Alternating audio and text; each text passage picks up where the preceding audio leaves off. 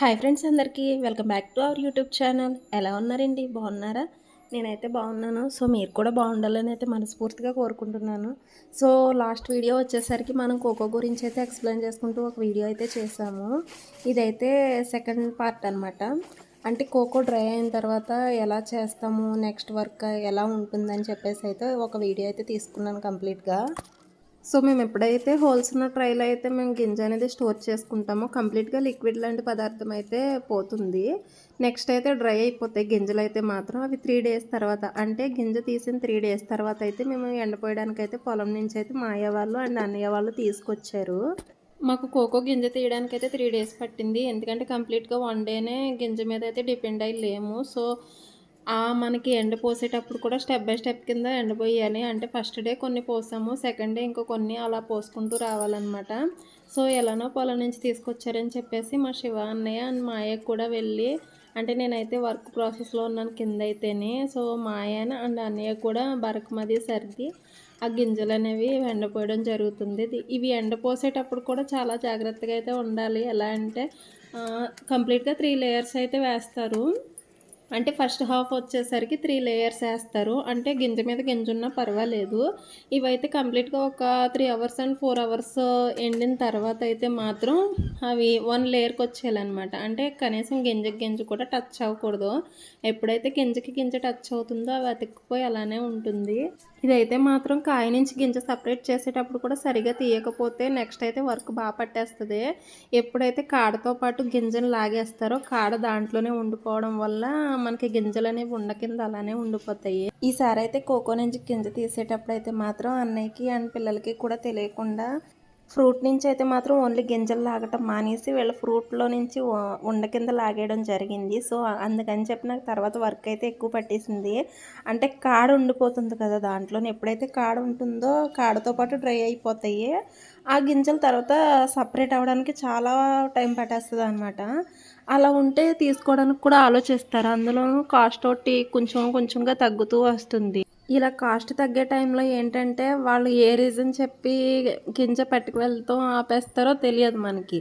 For suppose బియ్యము గింజలు ఒక చోటన పట్టుకు వెళ్ళనంటారు, ఓన్లీ టైల్స్ మీద గింజలు స్టోర్ చేసి ఉంచినా పట్టుకు వెళ్ళమని చెప్తారు. ఇలా అర్థం లేని రీజన్లు అయితే చెప్తూ ఎలా అయితే గింజ పట్టుకు వెళ్ళకోకుండా చూడడానికి చూస్తారో, అదే కాస్ట్ ఎక్కువ ఉన్నప్పుడు అయితే క్యాష్ ఇచ్చేస్తాం మేము గింజలు తీసుకుంటాం, క్యాష్ ఇచ్చేస్తాం మేము గింజలు తీసుకుంటాం అని చెప్పేసి ఇల్లు తిరిగేస్తారు.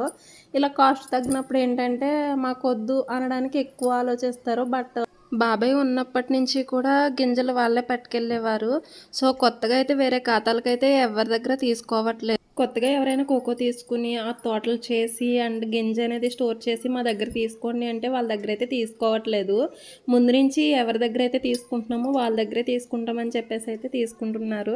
సో ఉన్న 4 బేరాలని చెడగొట్టుకోకుండా వాళ్ళు కాస్ట్ ఎక్కువైనా తక్కువైనా ఇంకా మా దగ్గర నుంచే తీసుకుంటున్నారు. మేము అలానే సేల్ చేస్తున్నాం. ఆయన తీసుకుంటానన్నా తీసుకోనన్నా ఎవరికి సేల్ చేయాలని అయితే అనుకోము. ఆయనే పట్టుకు వెళ్తారని చెప్పేసి అయితే వెయిట్ చేస్తాము. ప్రజెంట్ మా పరిస్థితి ఎలా ఉంటుంది అంటే ఒక్కొక్కసారి అయితే కాస్ట్ పెరుగుతుంది అమ్మాయి అనుకునే లోపే మళ్ళీ కాస్ట్ దిగిపోతుంది. అలా ఉంటుంది మా సిచ్యువేషన్ అయితే మాత్రం. లాస్ట్ 3-4 వీక్స్ ముందైతే మాత్రం పర్ కేజీ 550 రూపీస్ అయితే వెళ్ళేది. 1 వీక్ నుంచి అయితే మాత్రం 500 వెళ్ళింది. ఒక 3-4 డేస్ కిందట అయితే మాత్రం 450 వెళ్ళింది ఒక కేజీ వచ్చి. మళ్ళీ ఇప్పుడు కాస్ట్ పెరిగిందని అంటున్నారు. ఇప్పుడు 550 అంటున్నారు, ఒక్కొక్కళ్ళు అయితే 500 అంటున్నారు. ఎగ్జాక్ట్గా ఎంతనే తెలియదు కానీ ఇంకా ఆయన వచ్చిన తర్వాతే తెలుస్తుంది మాకు, మేము ఎవరికైతే వేస్తామో వాళ్ళు. సరే అని అన్ని విధాలుగా అన్నీ దాటుకుని వచ్చి గింజలు ఇలా ఎండపోసేసరికి ఏది కాని టైంలో వర్షం అనేది ఒకటి మొదలుపెట్టింది. ఇంత కష్టపడి ఇంత ఇలా చేసిన తర్వాత అయితే వర్షం వస్తూ ఉంటుంది. సరే అని చెప్పేసి మళ్ళీ క్లోజ్ చేయడమో లేదా మేము కిందకి తీసి తెచ్చుకోవడమో చేసిన తర్వాత మళ్ళీ ఎండకాయడం. Okay Google today weather report చిక్కాలని కొట్టగానే 100% చూపించింది వర్షం అయితే. ఇదైతే నెక్స్ట్ డే ఆఫ్టర్నూన్ నుంచి అనమాట. వర్షం వస్తుందేమో అని చెప్పేసి కొంచెం కొంచెంగా మేము గింజల్ని దగ్గరికి పోగేయడం జరిగింది. బట్ వర్షం వస్తుందో లేదో కానీ ఎండ అయితే బాగా కాస్తుందని చెప్పి అయితే ఆగం కొద్దిసేపు. ఇవి ఒక లేయర్కి వచ్చేటప్పుడు ఎలా ఉందో చూస్తున్నారు కదా. నేనైతే మాత్రం కంప్లీట్గా హ్యాండ్ వర్కే చేస్తాను. ఎందుకంటే నాకు కాలుతో అంతలా రాదు. సో హ్యాండ్ వర్కే చేస్తాను. చూస్తున్నారు కదా, ఒక లేయర్ అనేసరికి అంత పలుచగా వచ్చేయాలన్నమాట. వర్షం వస్తుందేమో అని చెప్పి మా బాబు పాప కూడా హెల్ప్ చేయడానికి అయితే వచ్చారు. కాయ నుంచి గింజ సపరేట్ చేయడానికి 3 డేస్ పట్టింది మాకు. అండ్ అవి డ్రై అవ్వటానికి ఒక 3 డేస్ పట్టింది. అండ్ ఇప్పుడు ఎండటానికి కంప్లీట్‌గా 3 డేస్ అయితే పడుతుంది. వాతావరణం కూడా చెప్పలేము ఎప్పుడు ఎలా ఉంటుందో. అలానే అనుకుంటూ ఉన్నాం. ఆఫ్టర్‌నూన్ నుంచి అయితే మేము పక్క వర్క్ చేస్తూనే ఉన్నాం. వర్షం అయితే స్టార్ట్ అయిపోయింది. చూస్తున్నారు కదా! అంటే మేమైతే మాత్రం పైనే అంటే మా డాబా మీదే ఒక చోట స్టోర్ చేసేసి అయితే చుట్టూరు కవర్ చేసి వర్షం పడకుండా అయితే జాగ్రత్త పడ్డాము. అయినా సరే ఇంకా గింజ ఉంది మాది. కింద అయితే చూపిస్తున్నాను చూడండి. అంతవరకు గింజ ఉంది. నెక్స్ట్ డే అయితే మాత్రం ఎండబోయాలి. వీటితో వచ్చిన చిక్కల్లో ఏంటి అంటే వెంటనే కనుక మనకి డ్రై అవ్వకపోయినా వర్షం పడినా గింజ అయితే బ్లాక్ వచ్చేస్తుంది అనుకుంటాం. కానండి ఇంట్లో పెద్దవాళ్ళు అయితే ఉండాలి కంపల్సరీ.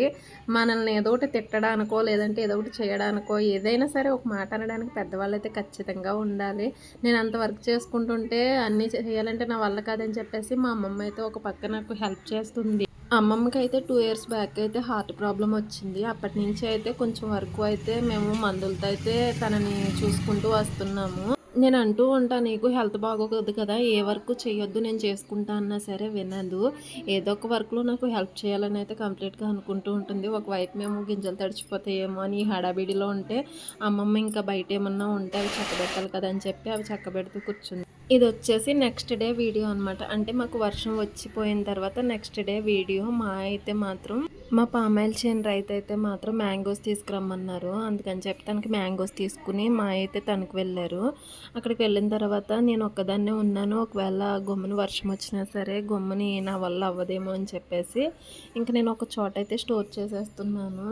ఇంకా స్టోర్ చేసిన తర్వాత అయితే మాత్రం నేను పిల్లల హెల్ప్ తీసుకున్నాను ఎక్కువగానే. నాకేంటంటే ఇటువంటి విషయంలో అయితే నాకు మా పిల్లలు అయితే చాలా హెల్ప్ చేస్తూ ఉంటారు. తెలియని హెల్ప్ అనమాట. పిల్లలకి ఏంటంటే ఎంత వర్క్ చేస్తున్నామో ఏంటో వాళ్ళకి తెలీదు. మనకి ఇంత వర్క్ ఉందా అని మనకు తెలియదు అనమాట. అంతవరకు పిల్లలతో తెలియని వర్క్ అయిపోతుంది.